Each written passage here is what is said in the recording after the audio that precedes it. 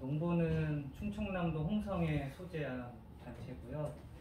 주로 하는 일은 농촌의 다양한 시설물들이 예전에도 그랬지만 물밀듯이 들어오고 있습니다. 대표적으로 산업단지, 그다음에 산업폐기물 매입장, 뭐 에너지 전환과 주요하게 연결되는 송전탑과 원가 발전소들, 그다음에 잘 알려지지 않았지만 이제 산림 지역의 채석장, 골재를 채취하는 채석장도 지금 여기저기에서 많이 생기고 있는데요. 그런 일들이 발생을 하면은 주민분들은 하소연할 데가 없으세요.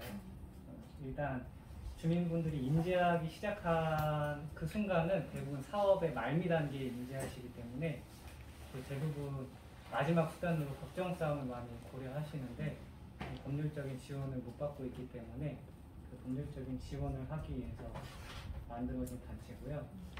제가 그 일을 하진 않고요. 그 변호사님이, 대표 변호사님이 그 일을 하고 있습니다. 근데 이제 그런 일들을 하다 보면 주민 반대운동 지원은 법률적으로 할 수 있는데 그거는 이제 단기적이고 임시적인 방편일 뿐이고 법이나 제도나 그 정책의 방향성 자체가 바뀌지 않으면은 지역을 돌아다니면서 개발 사업이 일어나고 폭탄 돌리기가 일어나기 때문에 실질적으로 대안을 제시하는 작업도 같이 병행해야 되는데 그냥 뭐 종이 보고 문서 보고 하는데 익숙해가지고 어쩌다 보니까 제가 맡아서 그쪽을 하고 있는 상황입니다.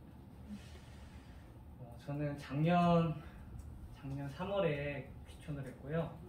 귀농을 하기 위해서 귀촌을 했는데 내려가 보니까 이제 충남 홍성이라는 특수성 때문에 농지 구하기도 쉽지 않고 농지도 너무 비싸고 제가 가진 돈으로는 도저히 농지를 살 수가 없어가지고 그냥 농사를 배우고 있는 상황이고요. 다양한 농사를 배우기 위해서 관행농가도 만나보고 유기농가도 만나보고 또 이제 투입제를 최소화하는 자연농가도 만나보고 하는 방식으로 농사를 배우고 있고 좀 어쨌든 농업 분야, 농업 생산 분야가 너무 어렵기 때문에 저는 그냥 앞으로 점차 축소될 농업을 몸으로 좀 기억하고 싶어서 내려갔습니다. 이제 먹고 살아야 되니까 이제 단체에서 일하게 됐고, 네, 또 원래 있는 에너지규정체연구소에서 한 2년 반 정도 일하다 내려갔는데요. 이제 원래 이제 농업 분야에 관심이 있었는데 이제 여기 서울에 있을 때는 기회를 얻지 못하고 이제 시민참여 에너지계획 수립하다가 내려가서 이왕 이제 그 진로를 그 농업 쪽으로 좀 선택을 해야 되겠다라고 한 게 있어서 단체에서 좀 지금 현재 현장에서 발생하고 있는 현안에 대해서 이제 농민 입장에서 이걸 어떻게 해석해야 될까라는 고민 때문에 이것저것 보고 있습니다. 제가 여기 계신 분들보다 현장에 있었던 지는 더 오래되지 않고 짧기 때문에 더 좋은 분석을 했다고는 자신하기는 어렵고요. 아까 돌아가시면서 신청사를 말씀해 주셨는데 오늘 저의 어떤 발제는 거기에 대한 답변을 충분히 드리지는 못할 겁니다. 왜냐하면 그 이야기를 다 하려면은 이거 하나하나 다 들어가야 되는데 시간상 뭐 그러기는 어렵고 오늘 그 2050 농식품부문 탄소중립 추진 전략 작년 2021년 12월에 나왔는데 그 큰 골격과 그 이면의 방향성에 대해서 이제 짚어보는 수준으로밖에 얘기를 할 수 없을 것 같습니다. 주어진 시간이 걸렸기 때문에.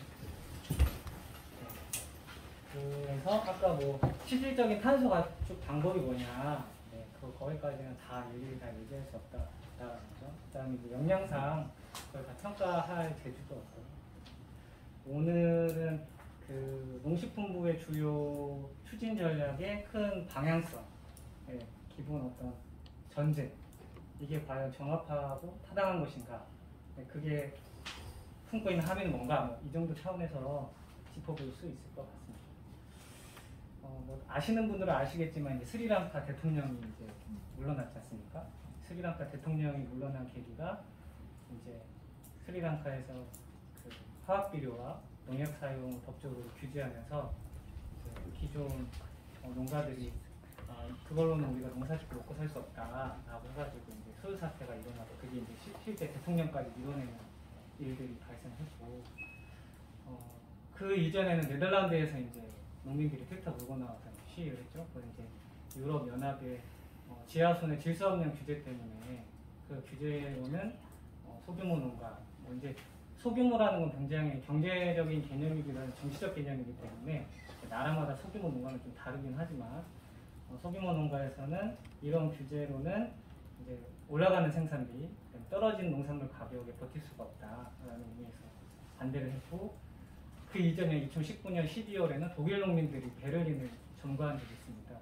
한 8만 명의 농민들이 이제 그 연말에 세계 농업박람회 때 베를린을 점거한 적이 있는데, 독일이 그 지하수 내 질소 함량 규제 함량이 초과되면서 유럽연합에서 이제 제소가 되는데 패소를 했어요. 2019년 이제 여름에 이제 동물복지 축산 표시제 의무화랑 화학비료와 농약 사용 규제가 되니까 독일 농민들이 이제 트랙터를 들고 나오는 일들이 있었는데요. 사실 저는 그 정부의 탄소 중립 방법론에 대해서 세세하게 평가할 역량도 안 되지만, 그 평가보다 더 중요한 거는 어쨌든 그 방법론을 추진한다라고 했을 때 과연 농민분들이 어떻게 수용하고 반응할 것이냐, 이제 전환을 하긴 해야 될 텐데, 농업 분야도 안 줄일 수는 없겠죠. 줄이긴 해야 되는데, 그 과정에서 탄소 중립이라는 어떤 농정의 방향성이 현재 농사 짓고 있는 사람들에게 어떤 영향을 미치고 농업 분야의 어떤 다양한 이해관계를 어떻게 재구조할 거냐, 사실 이거에 관심 있는 사람이고요. 네. 그런 관점에서 좀 농식품부의 2050 추진 전략을 해석했다 보시면 되고, 그런 논의를 좀 던지고 싶은 발제 성격으로 이해해 주시면 되겠습니다. 전체 현황을 점검해야 되는데요. 뭐 잘 보이실지는 모르겠지만, 그 농업 부분 온실가스 인벤토리를 보면은 크게 이제 축산 부분과 경정 부분으로 생산 부분을 나누고 있습니다.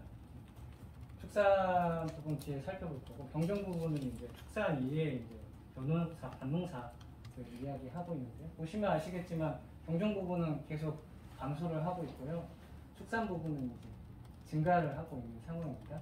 이제 오른쪽의 그래프는 전체 온실가스 배출 대비 농업 생산 부분의 비율인데요. 숫자를 정확하게 외우지 못해서 보고하면은 1990년에 이제 전체 배출량 대비 7.18% 수준이었는데 2019년에 4.6%, 2.9%까지 이제 감소를 한 상황입니다.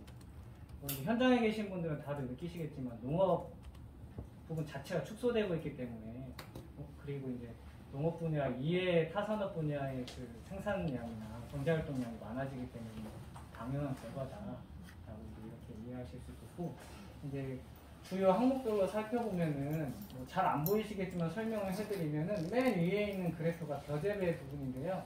벼재배 부분은 1990년부터 2019년까지 지속적으로 감소를 합니다. 1990년 대비 40% 정도가 감소를 한 수치거든요. 우리나라에서 1990년 대비 온실가스 배출량을 40%로 줄인 분야는 사실 없습니다. 근데 이게 뭐 긍정적인 신호는 아니고요. 농업 분야, 벼재배 분야의 이제 온실가스 배출 산식을 보면 핵심은 이제 물 관리, 그다음에 유기물 투입량, 그다음에 벼재배 면적인데, 정부의 노력으로 이제 물 관리 분야가 이제 많이 늘어나기 관리가 되긴 했지만 실질적으로는 벼재배 면적이 감소하면서 배출량이 줄어들었다라고 이해하시면 되겠습니다. 죄송한데 그 불을 끄면 어떨까요? 뒤에 있는 분은 글씨가 잘 안 보일 것 같아서. 네. 죄송합니다. 네. 좀 나으세요? 훨씬 잘 네. 아우, 그냥 감사합니다. 네. 이제 나머지 이제 장내 발효나 가축 분뇨 처리는, 장내 발효는 이제 소가 방귀 끼고 트림하면 이제 하는 거고요. 가축 분뇨 처리는 그 분뇨 처리 시설에서 배출하는 겁니다. 그냥 그 가축들이 똥을 싼다고 나온 게 아니라 분뇨 처리 시설에서 배출된 게 가축 분뇨 처리고요. 그다음에 분뇨를 농경지에 뿌리면은 농경지 토양으로 집계됩니다. 그건 차이를 좀 이해하시면 될 것 같은데요. 대부분 다 경종이 대략 한 70% 넘게 1990년도를 차지하다가 우리나라 사람들이 이제 고기도 많이 먹고 축산농가도 늘고 하니까 이제 거의 반반 정도 왔습니다. 그렇게 보시면 되는데, 이제 한 가지 이제 여기 이제 현장에 계시고 막 연구도 하고 강의도 하시는 분들 많으니까 토론을 위해서 제안드리고 싶은 거는 농업 생산 부분의 온실가스 배출을 줄이기 위해서 먹거리 분야는 확대하면은 더 많이 배출한다라는 걸 많이 이제 끌고 들어오시는데요. 타당하기도 한데 그 농업 분야의 중요성을 얘기해서 먹거리 분야의 배출량이 더 많다라고 얘기하면서 그래서 줄여야 될 노력들이 농업 생산 분야로 국한돼서 설명이 되는 경우가 되게 많아요.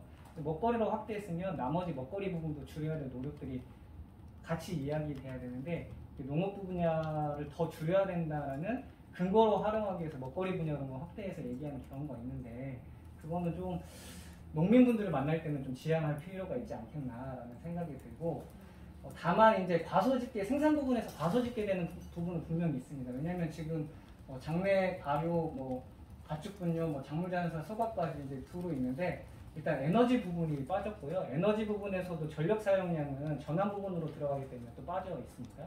그다음에 토지이용 변화는 토지이용 변화로 따로 집계되어 있고, 그다음에 비료 생산할 때 이제 농업 투입제 생산할 때 쓰는 에너지는 또 따로 빠져 있기 때문에 과소 집계된 건 맞다라는 저는 말씀드리고 넘어가겠습니다. 2050 추진 전략을 살펴보면은 대략 이렇습니다. 이제 2,200만 톤에서 2030년까지 2,300만 톤으로 늘어서 그 정도 수준으로 2050년까지 유지가 될 거다라고 전망을 하고 있고요. 초록색은 감소되는 걸로 전망하고 있는 부분이고 빨간색은 증가하는 부분으로 집계하고 있습니다. 보시면 아시겠지만 이제 경종 부분은 앞으로 이제 면적이 줄어들 걸로 예측하고 있기 때문에 당연히 줄어든다라고 이제 보고 있고 축산 부분은 앞으로 늘어날 거다라고 이제 예측을 하고 있습니다. 전체 배출 전망치를 살펴보면 2018년 대비 30년에는 3.8% 증가하고 40년에는 4.8%, 50년에는 6.2% 증가한다라고 전망을 하고 있습니다.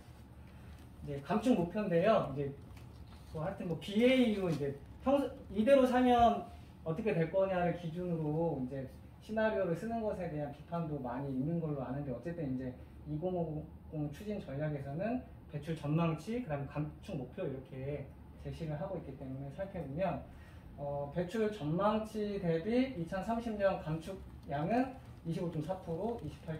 순서대로 28.3%, 34.9% 감축한다. 그래서 이제 지금 저 빨간색 그래프를 기준으로 농물 관리, 농경지, 장내 발효, 가축분뇨, 생산성 향상까지 고려를 하게 되면은 이제 각각 25%에서 34%까지 배출 전망치 대비 줄이겠다라고 이야기를 하고 있고요. 대신에 이제 실제 이행하는 경로는 30년에 줄이면 줄인 수치에서 또 줄어드는 거지 않습니까? 그래서 이제 어쨌든 전망 대비 줄이겠다라는 목표이긴 하지만 실제 이행 경로는 줄인 상태에서 더 줄여야 되는 상황이기 때문에 2018년 대비 감축 목표의 그 비율을 살펴보면은 2030년에는 2018년 대비 22.5%를 줄이겠다는 계획이고요.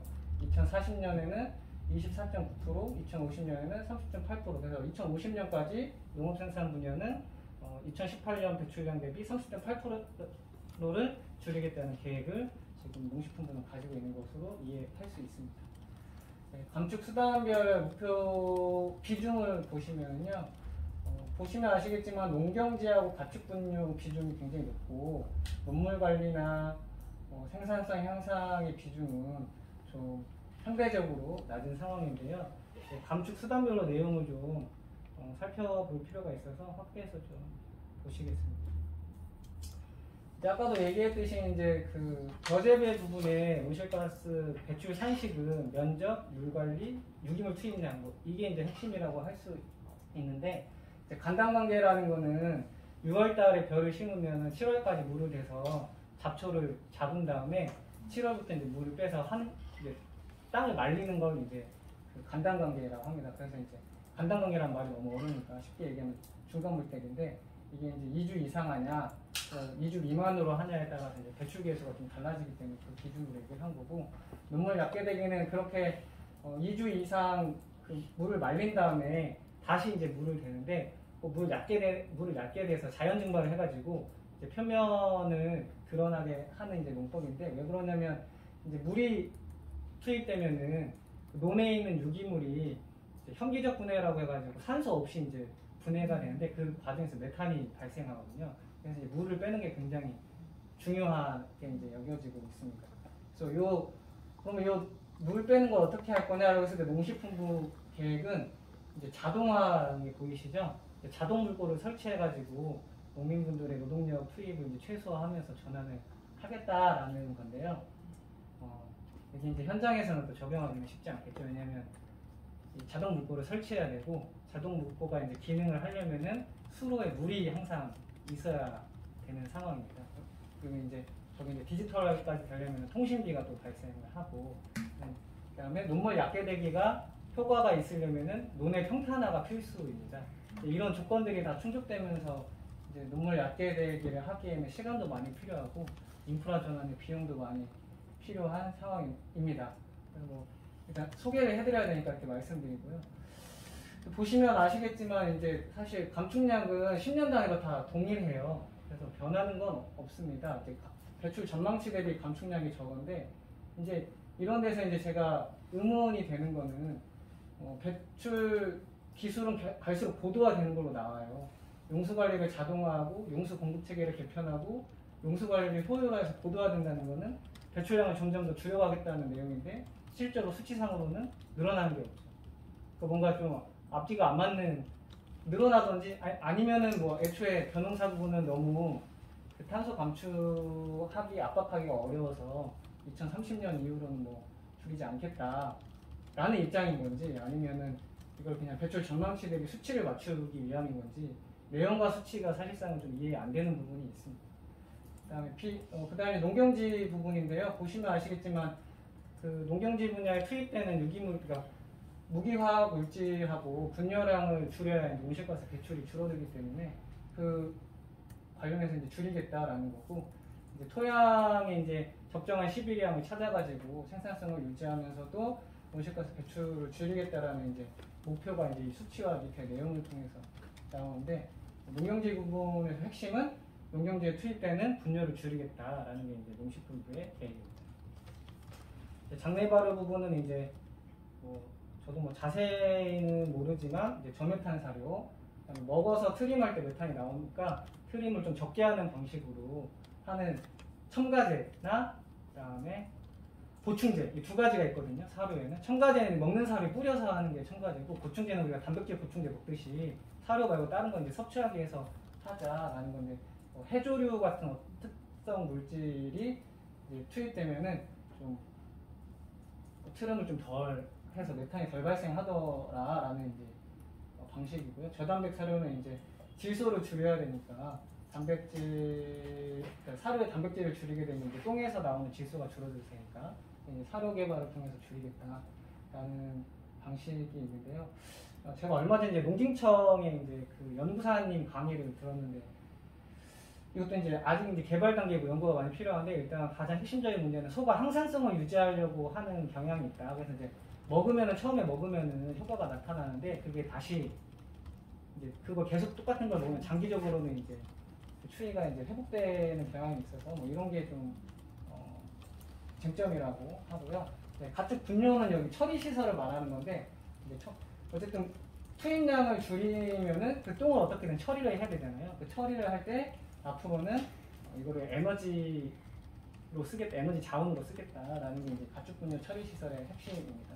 생산성 향상은 이제 식단 변화를 의미하는데, 보시면 아시겠지만 우리나라의 식단 변화에 관련 정책은 2040년 이후에 추진된다라는 어떤 함의들을 좀 읽어낼 수 있을 것 같습니다. 그 다음에 이제 에너지 부분인데, 이제 지금 현재 뭐 농업 분야의 에너지 소비량이 많지 않기 때문에 이제 배출 목표랑 감축 목표랑 차이는 크지 않은데, 워낙 에너지를 많이 쓰는 게 시설 유통 부분이니까 관련해서 재생에너지나 효율 기기들을 좀 도입해서 줄이겠다라는 게 이제 큰 골자라고 할 수 있습니다.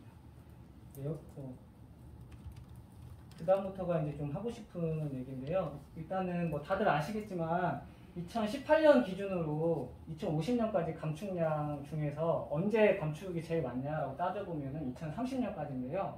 2050년까지의 총 감축량의 73%를 2030년까지 줄여야 되는 상황이에요. 목표대로, 로드맵대로 하면. 그러니까 8년 안에 지금 앞으로 줄일 것의 70%를 줄여야 되거든요. 그러니까 이게 왜 이런 안이 나오는지 사실 잘 모르겠습니다. 이제 뭐 추정하기로는 이제 메탄서약 때문에 플러스 다른 중요한 산업 부분들의 수치를 맞추고 나서 농업 분야를 넣나? 뭐 이렇게 이제 그냥 뭐 그냥 망상을 한번 해보는 건데, 이제 문제는 이제 타 산업 분야에 비해서 너무 지금 급격한 변화를 요구하고 있는 안이라서 이게 농업 분야라서 가능하다고 생각해서 이렇게 안을 짠 건지 잘 모르겠어요. 사실 잘 모르겠고, 보시면 아시겠지만 밑에 표를 보시면 되는데 2018년 대비 2050년까지 총 감축량 중에 2030년까지 감축해야 되는 이제 비중을 따져보면 산업은 18%, 건물 수송은 대략 40%, 농업 폐기물은 이제 72, 63%인데 사실 뭐 모든 부분이 사실 줄이기는 쉽진 않죠. 쉽진 않은데 이게 가능하다고 판단을 하신 건지 그 타 산업 분야에 비해 여력이 있다고 판단한 건지는 잘 모르겠지만 어쨌든 이제 급격한 변화를 전제하고 있기 때문에 이걸 어떻게 풀어갈지가 관건이다.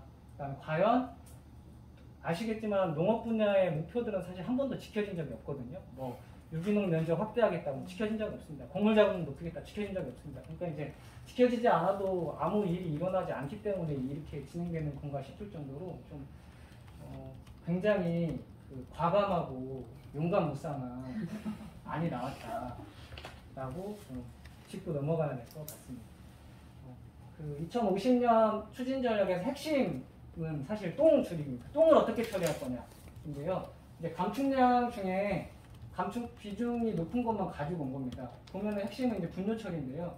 농경지 투입에 분뇨를 투입을 안 하겠다와 가축 분뇨 처리 시설을 비농업계가 에너지 전환 쪽으로 바꿈으로써 줄이겠다라는 게 핵심 내용인데, 보시면 아시겠지만 2030년에 줄여야 될 게 100이면은 100 중에 63.9, 그러니까 64는 다 이 분뇨 처리에 쏠려 있는 겁니다. 그 다음에 2040년 61%, 2050년은 51.1%. 그래서 농식품부가 자기 목표를 달성하려면은 우리나라 농업 생산 분야에서 온실가스 배출을 저감하려면은 핵심은 분뇨 처리인 상황입니다. 그러면 이제 분뇨 처리 어떻게 할 거냐, 이건 이제 따져봐야 되는 상황입니다.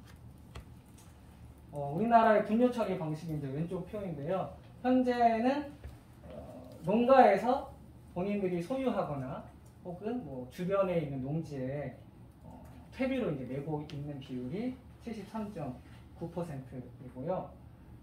뭐 정화 방류를 자가로 하시는 것도 있다고 하는데 많지는 않고, 위탁 처리라는 게 이제 똥을 이제 외부 시설에 맡겨서 정화를 하거나 아니면은 퇴비 공장으로 팔거나 하는 방식이겠죠.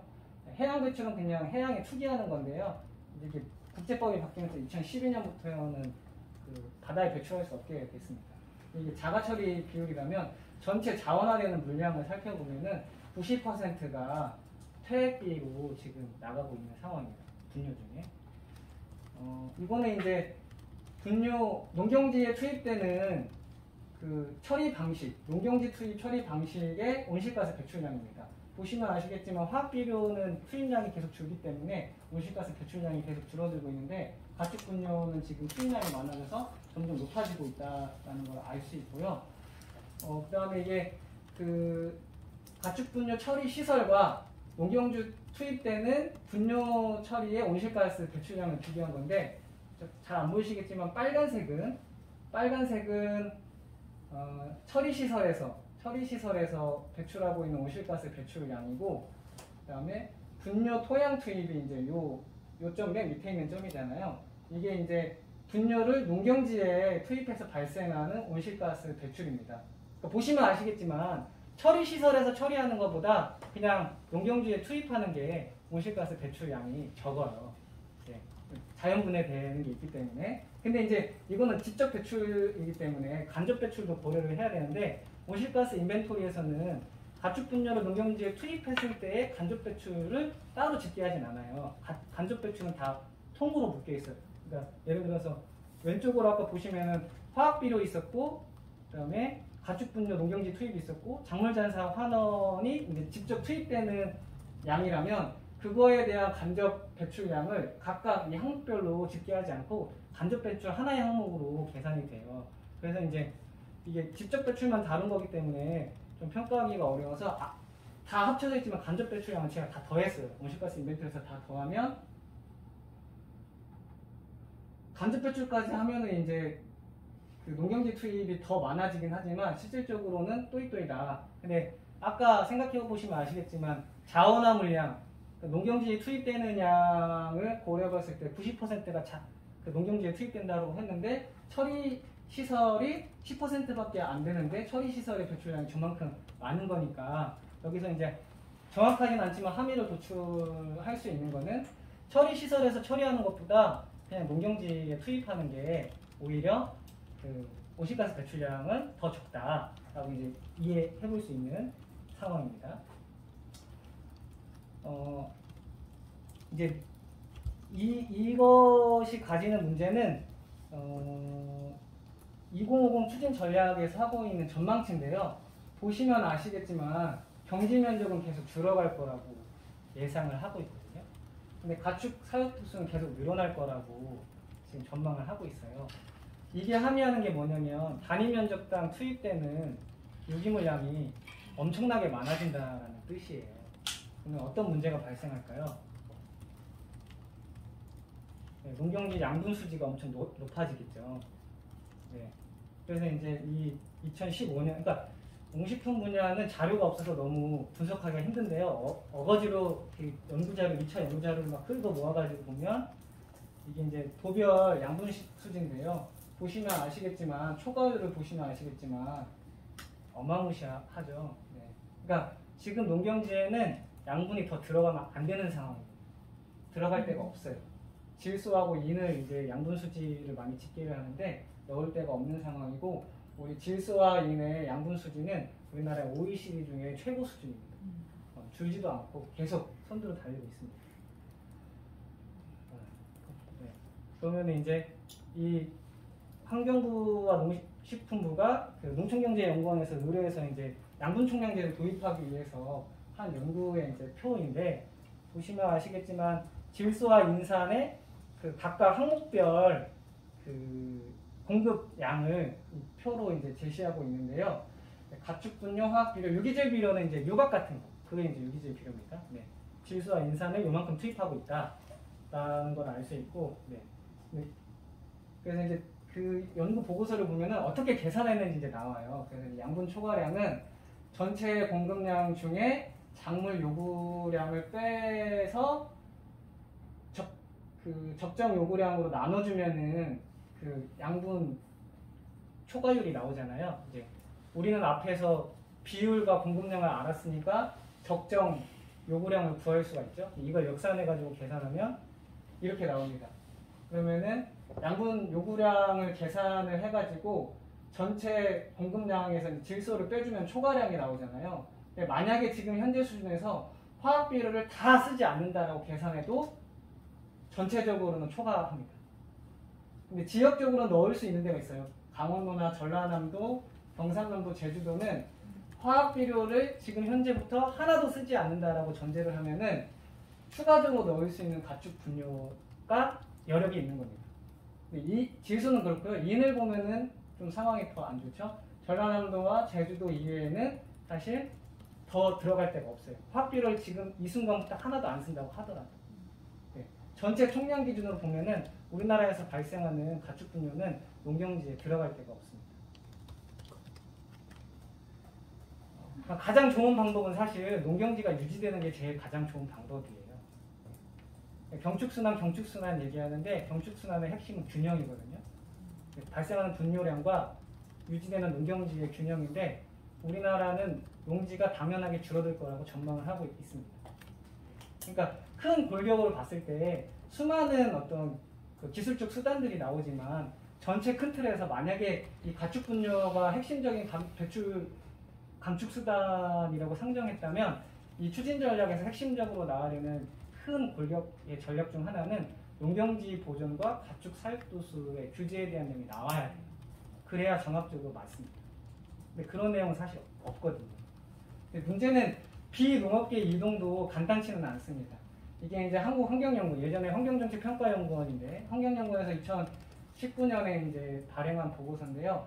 가축 분뇨 처리 시설의 경제성과 환경성을 분석을 했는데요. 경제성은 엑비와 테비아가 더 높아요. 당연히 높죠. 팔 수 있잖아요, 다시. 다시 팔 수 있고, 그 다음에 경제성이 낮은 거는 정화 처리. 여기서 말하는 연계는 하수종말 처리장으로 같이 처리하는 걸 연계 처리라고 하고, 단독 처리는 정화 처리 시설, 단독 시설에서 하는 걸 단독이라고 하는 건데, 환경성을 보시면 아시겠지만 지금 환경성에 기여할 수 있는, 여기서 환경성이랑 온실가스 배출, 그다음에 질소인 유출에 대한 어떤 지하수 오염 뭐 이런 것들을 다 고려했을 때 환경성입니다. 그랬을 때 가장 좋은 거는 퇴비화이고요. 두 번째로는 바이오 정화인데요. 보시면 아시겠지만 경제성이 높은 게 환경성이 낮아요. 그런 어려움이 있습니다. 그래서 이 어려움을 돌파를 해야 되는데, 그래서 이제 접점으로 찾은 게 이제 바이오 액비화일 거예요. 네, 바이오 정화. 에너지 쪽으로 간다인데, 바이오 액비와 바이오 정화도 상대적으로는 바이오 액비화는 환경성이 낮고요. 바이오 정화는 환경성이 높은데 경제성이 낮아요. 이런 딜레마가 있어서 농식품부가 이 문제를 어떻게 처리할까, 과연 이게 2030년까지 일정 정도 해소가 될까라는 게 가장. 네. 바이오 액비는 정화 처리를 하면서 그 시설에서 전기 열 같은 거 생산합니다.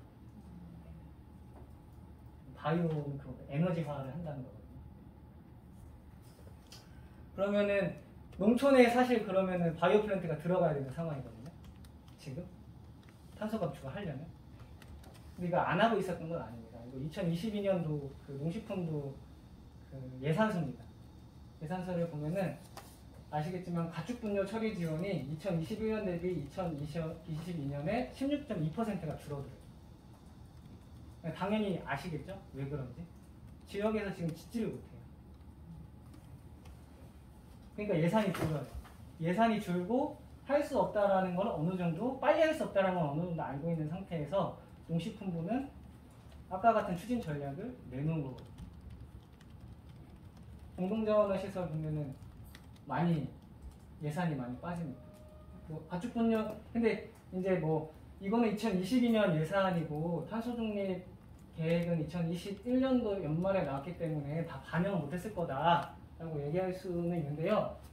예산이라는 건 추경을 통해서 사업 계획을 변경할 수 있기 때문에 그런 점을 미루어 보더라도 사실상은 농식품부가 던져놓은 로드맵과는 상충되는 방식의 예산 편성을 하고 있는 거죠. 이게 현실이 쉽게 바뀔 수 없다는 건 뭐 너무나 이해할 수 있긴 하지만, 어쨌든 전략 내에서도 지금 정합하진 않은 것 같고 실천 방식 안에서도 정합하지 않은 상황이에요. 뭐 좀 자세히 보시면은 공동 자원화 시설의 에너지화 70.8%나 줄어요. 함의를 찾아야 되는데, 함의는 이제 주민 수용성을 높이고 주민 이익 공유 모델을 구축한다. 그러니까 수용성이 없다는 얘기입니다, 지역에서. 그다음에 밑에 하단의 표를 보시면 아시겠지만 실 집행률을 보시면은 70% 넘은 해가 2번밖에 없습니다. 맨날 이걸 비판받아요. 그래서 이 실 집행률로 예산 편성을 거의 하기 때문에 국회에서는 이거 깎아라. 어차피 집행도 못하는데 왜 편성하냐 해서 계속 깎이는 건데, 이제 하긴 해야 되니까 농식품부에서 이제 밀어넣고 있는 상황입니다. 보시면 아시겠지만 2021년도에 불용액, 그러니까 불용액이 갈수록 늘어나는 거예요. 계속 연기되는 거예요. 그러니까 농가나 지역에서는 지금 이 에너지 시설을 받을 생각이 없어요. 그러니까 이것만 봤을 때.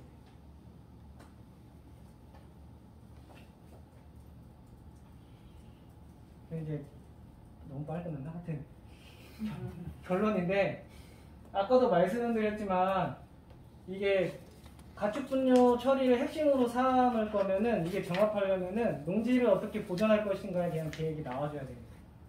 농지를 줄이면서 가축분뇨를 처리하는 거는 이제 온실가스가 더 많이 배출하는 방식으로 처리를 하겠다라는 선언이거든요. 근데 그러려면은 이게 농촌으로 들어가야 되는 상황인데, 아까 경제성과 환경성을 고려하면은 사실 정당성을 찾기가 어려운 상황이기도 하고, 지역에서는 수용성이 전무한 상황입니다. 그럼 가축 사육도수를 이대로 유지하고 싶으면은 농지를 늘려야 되는데 농지 늘리기는 쉽지 않고 그럼 있는 농지라도 보호를 해야 되는데 이제 우리나라는 농지 보전을 하고자 하는 의지를 확인하기는 어렵습니다. 어쨌든 농지를 보존하는 것보다는 뭐 산업단지나 골프장 들어가는 게 더 낫거든요. 네, 편하거든요. 보시면 아시겠지만 우리나라의 농지 전용 면적은 전체 경지 면적 대비 2010년에 1%에서 감소하다가 2016년부터 이제 다시 증가합니다. 뭐 1%니까 별거 아니라고 생각하실 수도 있는데 이게 면적으로 보면 이게 작은 면적이 아니기 때문에 좀 문제고요. 두 번째는 이제 좀 수용성을 높이려면 설득을 해야 되는데 이게 농촌에 내려가 보니까 더 어렵더라고요. 농민분들 만나보니까. 그러니까 이게 제일 어려운 거 그렇게 좋으면은 니네 집 옆에다 절하라고 얘기하면 할 말이 없어요. 이게 최근에 되게 좋은 책 나왔는데 탄소로운 식탁 보면은 거기에 이제 바이오 플랜트, 가축 분야 바이오 플랜트 사례로 나오는데 그것도 쉽지 않겠더라고요. 근데 보니까 그 시설 같은 경우는 이제 발전기를 돌리기 위한 전기만 지금 생산하는 경우고 수익성을 내기 위해서는 똥이 더 들어오거나 똥과 섞을 수 있는 음식물 쓰레기를 더 반입해야 되는데 이제 그분에서 지역에서 계속 활동해왔기 때문에 축사도 짓고 플랜트도 지었지만 외부에서 음식물 쓰레기 같은 폐기물들이 더 반입된다라고 했을 때 과연 동네 주민들이 이제 수용을 할 거냐 뭐 이것도 풀어야 될 숙제고 설사 그게 잘 해결돼서 하더라도 그 모델이 과연 확산될 수 있겠느냐라고 했을 때는 이제 낙관하기는 어려운 상황이다. 그러니까 농촌에서 가서 얘기해보면 그래 우리 집 주변에는 축사 플랜트 지는 건 내가 동의한다. 근데 옆마을에서 똥이 들어오는 그 순간부터 나는 싫다라고 이제 얘기를 해버리니까 이게 도대체 주민들의 참여를 강화하면 그 수용성은 낮아질 거고요. 자꾸 이익공유 얘기하는데 뭐 이익 공유를 하는 방법은 여러 가지가 있긴 한데 이게 대부분 이제 지분 참여 방식으로 하는 경우가 많거든요. 이익 공유. 근데 이제 이게 플랜트 같은 경우는 워낙 돈이 많이 들기 때문에 그 돈이 없어요. 농민들은 이 지분 참여할 돈이 없어요. 그래서 이게 막상 내려가서 얘기해 보면은 약간 저도 뭐 에너지 쪽에 있었지만 제가 뜬구름 잡는 얘기를 하고 있었구나라고 좀 반성을 할 때도 많습니다. 이게 어떻게 설득할 것인가라고 했을 때 그렇게 좋으면 니네 집 옆에서 해라. 그렇게 좋으면 도시에다가 해라. 왜 서울에는 니네들이 먹은 음식물 쓰레기 제대로 처리도 안 하면서 다 농촌으로 돌리냐 라고 얘기했을 때 답변할 내용이 사실 없잖아요. 현실적으로. 네. 그 문제를 뚫어내지 않으면 사실 이 2050 탄소 중립 전략은 농식품부 전략은 사실상 계획에 불과할 확률이 엄청 높다라는 거고요. 이제 농촌과 농업 생산 분야에서 바뀌어야 된다고 막 얘기는 하지만 결과적으로 이 축산업의 이해관계를 돌파하기 위해서는 실질적으로는 가축 사육도수에 대한 규제가 필요한데 이걸 직접 규제하지는 않을 거잖아요. 정부가 뭐 할인 규제 하겠습니까? 할인 규제 안 할 확률이 높은데 그러려면 전체 소비 패턴의 변화가 있어야 되는데 아까 앞에서 보시면 아시겠지만 우리나라의 식단의 변화는 2040년 이후에 잡혀 있어요. 이 계획에 따르면 2040년 앞으로 10몇 년 동안은 지금 시민들이 먹고 있는 삶의 방식에 대해서 개입하지 않겠다라는 거랑 유사하거든요. 그러니까 이거를 농식품부나 먹거리 부분에 대해서 얘기할 때 이걸 생산 단계에서 풀어야 될지 소비 단계에서 풀어야 될지는 뭐 탄소 중립 할아버지가 와도 못 풀겠지만 이제 어쨌든 사회적으로 전달되는 메시지가 소비 패턴의 변화에 대한 메시지가 더 많은지 생산 부분은 어떻게 하려고 하는 메시지가 더 많은지는 좀 고민해 볼 필요가 있다.